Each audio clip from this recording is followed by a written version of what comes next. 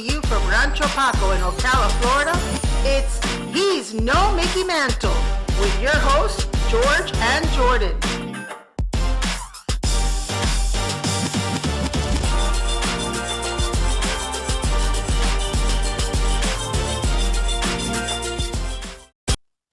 Hello, welcome to the first ever episode of He's No Mickey Mantle.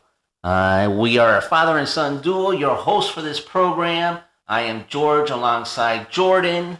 We'll be talking about our favorite things in sports, all kinds of craziness that goes on in the sports world. We'll definitely discuss the pros, our favorite teams, the Yankees, the Dolphins, the Heat.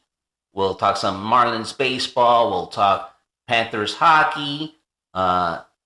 Jordan being a former Division III pitcher at Eastern University, we'll definitely talk some college baseball. We love college baseball, so we'll get into that. We'll talk about all the college sports. We love college athletics. Jordan is now at UCF. He is a UCF Knight, so we will definitely get into Knights athletics. And me being an FIU Panther, we will definitely get into Panther athletics. Today we're going to be talking about, first and foremost, the NFL Conference Championship games coming up this Sunday. The first one is Chiefs and Bengals. I personally got to take the Bengals. I think they're on a hot streak right now. Joe Burrow is looking great. And with the Mahomes injury, I really think that the Bengals have the advantage this Sunday. What do you think? I am taking the Bengals also.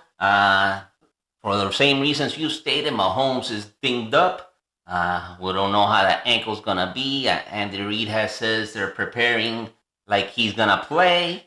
We'll see how effective he is on one leg or if it affects him at all. But Joe Burrow is the man right now, and I think he is going to take it to the Super Bowl. Yeah, I definitely think the Bengals have a more overall team. They got the defense. They got the running game in Joe Mixon. I think they have better offensive weapons. With Mahomes' injury, that definitely takes away one of their strengths, with Mahomes being able to scramble out of the pocket. Even though the game's going to be in Kansas City, I really think that Cincinnati's going to take this one and make a back-to-back Super Bowl appearances. I agree. I think the Bengals will take it, but I don't count Mahomes out ever. That dude is the dude, so he will definitely put up a fight. Whether one leg, no legs, one arm, no arms, that guy will do something. So it'll be a good game, but I think the Bengals will take it out. Yeah, for sure. And going on to the second game, which is Eagles and 49ers. This is a tough one for me. I think there are two very talented teams. 49ers definitely do have the better defense. But the Eagles, with Jalen Hurts, should have a better offensive game than the 49ers.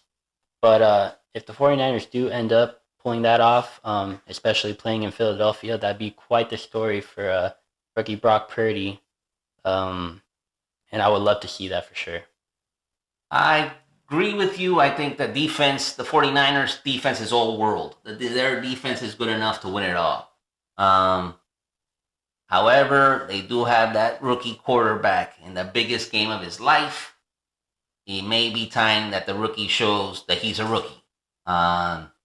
He may prove me wrong. He's been excellent in every game that he's played so far. Against a good Dallas defense, he played well enough to win. Yeah, I think. Sorry to cut you off. I think this Dallas defense definitely showed, the 49er defense definitely showed that they could show up. Even when they don't put up that much offense. I know Brock Purdy didn't have a passing touchdown and maybe had about 200 yards in the whole game. But they definitely showed that when their offense lacks against a good Cowboys defense, they could still pull through and get the win. I think the Eagles' offense is strong enough that they will come out and win this game. Jalen Hurts is playing great. He's still banged up. He's still not 100%, which may be a problem, but I think he's good enough to pull it off. I think the Eagles win this game. Yeah, and I definitely think they have the advantage playing and Lincoln Financial, it gets really rowdy there. So definitely think you've have the been advantage there. I haven't been there, but you've been there, and you know how that goes. Yeah, it gets crazy. So I definitely think they'll have the advantage on Sunday. And then also on the note of football, we're going to talk Tua, big Miami Dolphin fans. And while we are concerned about his injuries this season, I do believe that the Dolphins will be sticking with him for the future. And I think he's their guy because, I mean, he proved it this season. He wins games, and he wins big ones too. I mean, that game against Baltimore when they came back, that was historic. I think he had like 450 yards with like 5 passing touchdowns. And the game against Buffalo when he first got his injury. So yeah, I think although a lot of people think Tua's future is unsure, I strongly believe that he'll continue with Miami for sure. Well, the general manager Chris Greer and Coach Mike McDaniel came out and said that Tua is their guy coming into 2024 season or 2023 season. As I believe he should be. He statistically was the number 1 rated passer in the league in a lot of statistics. It was proven that he won games. It was proven that he was in there. The offense was better than with the backups. Oh, for sure. And I think I'm a big Tua guy. I've been a big Tua guy since day one. But he does have to stay healthy for us to win. For the Dolphins to be able to do anything, he does have to stay healthy, which comes in the next step of what the Dolphins need to do. I think they need to find a reliable, able to play backup quarterback. Yeah, I mean, I believe that Skylar Thompson could develop enough to be that guy. I mean, he showed he was able to keep up with Buffalo. Now, I'm not sure if Buffalo just had a really bad game, which they did, but Miami was still able to keep up in that game with their defense. But if Skylar Thompson can develop over the offseason, work with the offense more, get more snaps in preseason, if we can't find another backup out there, he at least needs to be able to step up enough to be able to get into that situation. God forbid Tua goes out again. The Dolphins have proven that they're not too far away from the Bills. The season proved it. Even with their third-string quarterback playing, they almost beat him in a playoff game. They could have won that game. I believe if Tua was in there, they would have won that game. Oh, for sure. But he needs to stay healthy for us to do anything. And we need that good backup. Are you ready for who I think should be the backup? Oh, isn't this your hot take? This is not my hot take, but this is a hot take. All right. The backup to the Miami Dolphins, if he becomes available, hang on to your hats, Dolphin fans. We all know him. Some of us loved him. Some of us hated him. Our next backup should be Ryan Tannehill. You convinced me on this one. I'm going to have to agree. If he does become available, that should be a serious consideration. He did not have a great season. I mean, a lot of injury too. But he has proven that he could win games with Tennessee. And I believe that he could fill in if need be for Tua. And as being a free agent, when he was here, I had a love-hate relationship with the man. More hate. Some days where I love the dude, other days I hate this guy, get him off my team. But I also think that played in a lot with the coaching. He went through a lot of coaches. Adam Gase. I don't remember if he was with Flores, and he went through with a couple others, and they were all not very good. So I definitely think that played a role.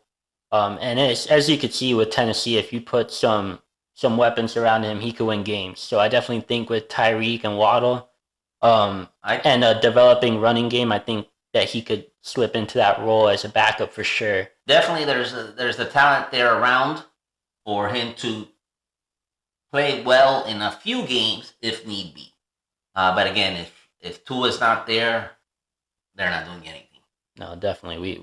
We for sure saw that this season. Tua's a vital. But we do piece of the agree that Dolphins. he is the Dolphins quarterback moving forward. 100%. Yeah. Okay.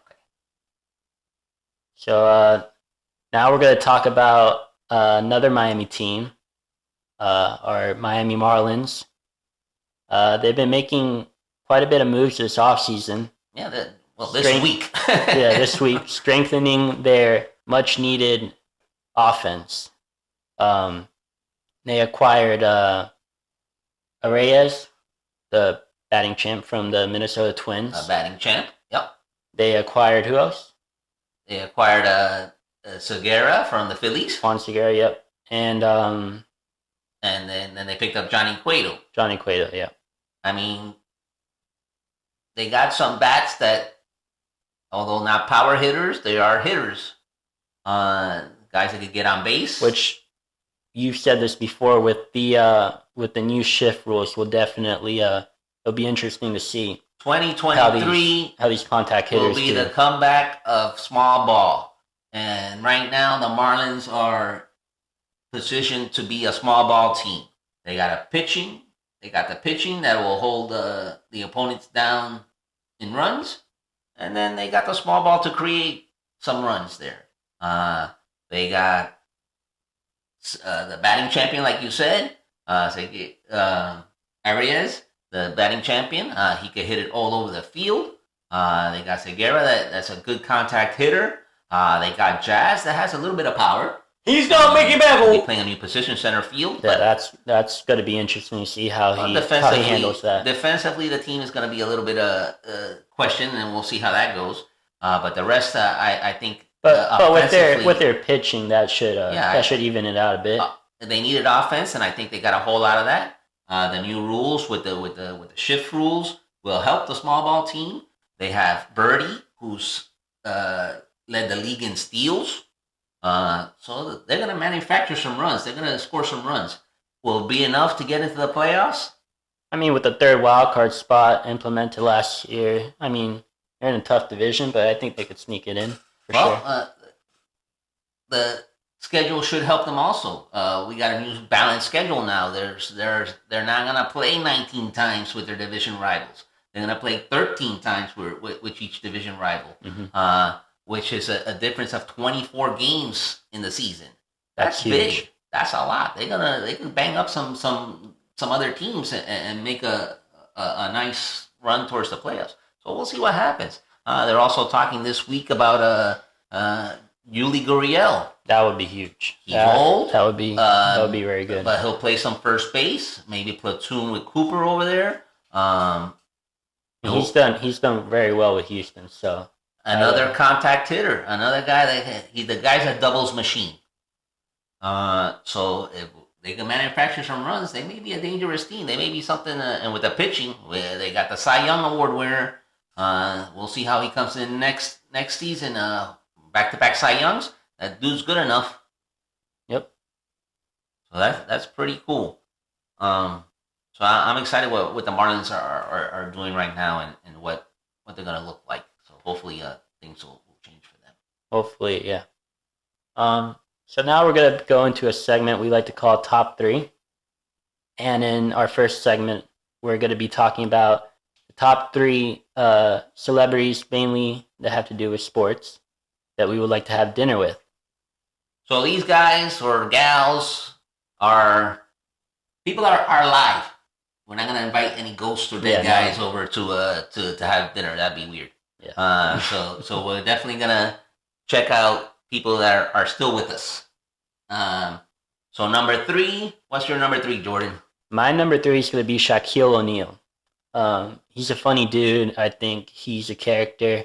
He definitely would be interesting to talk about, not just with his NBA career, but with his business side.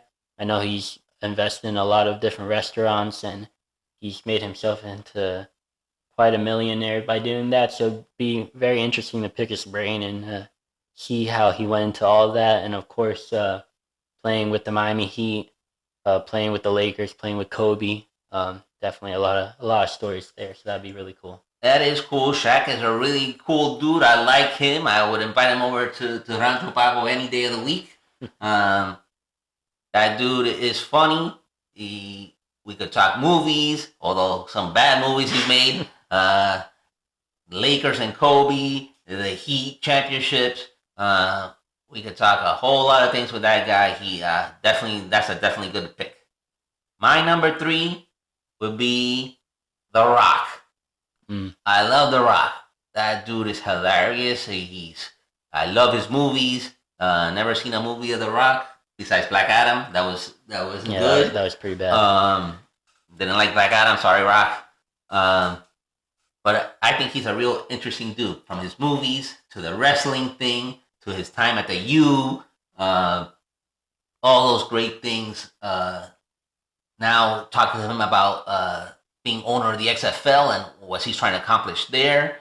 All his business things too. That he's a very big entrepreneur. So he's a really interesting dude to talk to. So my number 3 pick would be The Rock.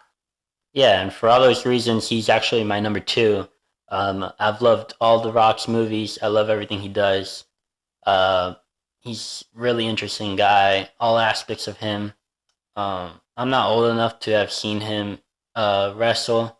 I was probably 4 or 5. I was a little kid. YouTube that bad boy. He was the best. But I love The Rock, and he's such an interesting guy to be able to talk to. So he's gonna fall at my number 2. Okay, so we have a little bit of an agreement there in our list. My number 2 is a South Florida guy, just like us, from Parkland. My number 2 is Anthony Rizzo. Love Anthony Rizzo. Love what he's done to our Yankees. Just a really cool guy. To me, he comes off as a cool guy. I love his charity work. We could talk about dash hounds. He's got a dash hound. We got a dash hound. Got 2. So to talk all those great things. I think we invite him over. We're gonna have to have some kind of Italian food because the guy's a big Italian guy. So we'll definitely get you some Italian food, Rizzo, without a problem. Yeah. So on the topic of the Yankees, my favorite baseball player right now, Aaron Judge, is gonna be my number 1 for sure. I knew that one was coming. I've been following that guy for the last 7 years when he's been with the Yankees, and I've loved him ever since he was the rookie, ever since he hit that first home run in his first career at bat. I love what he does. I love what he stands for. He's just a great guy. He's a great leader. Definitely would be cool to be able to sit down and talk with him and see how he's become one of the biggest faces in the Major League Baseball. So yeah. Aaron Judge is the dude, the captain. He's gonna have to bring the meals because that's one big dude to be eating. Now that he got paid, I realized that all the guys on my list are above 6'5" and probably at least your dinner party. Judge is about 270, and The Rock's definitely around there, and Shaq's above 300. We would go broke feeding your dinner party there. That's I think Aaron would have to chip in after his new contract to bring in some food there, buddy. But definitely the captain is welcomed here at Rancho Pago whenever he wants to come. That dude is number 1. I love the guy. He also has a dash hound, which is pretty cool. So we'll talk about dogs with him. Yankee baseball, all those great things, what it means to be the captain. Love that pick, love that guy. Now it's my number 1. My number 1 is local to this area, actually, in Ocala, where we're at. Not quite Ocala, a little bit up north to Gainesville. My number 1, and his reason is I love the dude. Tim Tebow. Tim Tebow is one of my favorite people on the entire planet.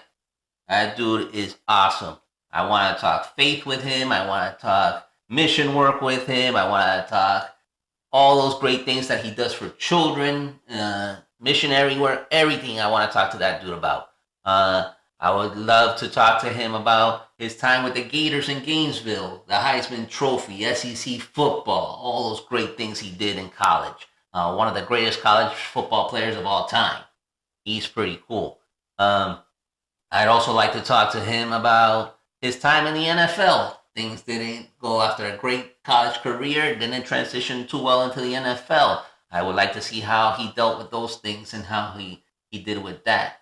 But the dude is just a positive dude, and I love him. Also, love to talk to him his time in the Mets organization in the minor leagues. Awesome. That's pretty cool. A dude that hadn't played since high school got into the minor leagues, and he did fairly well. Not enough to make it anywhere, but fairly well for a guy that was out of baseball for a while. I just love the guy.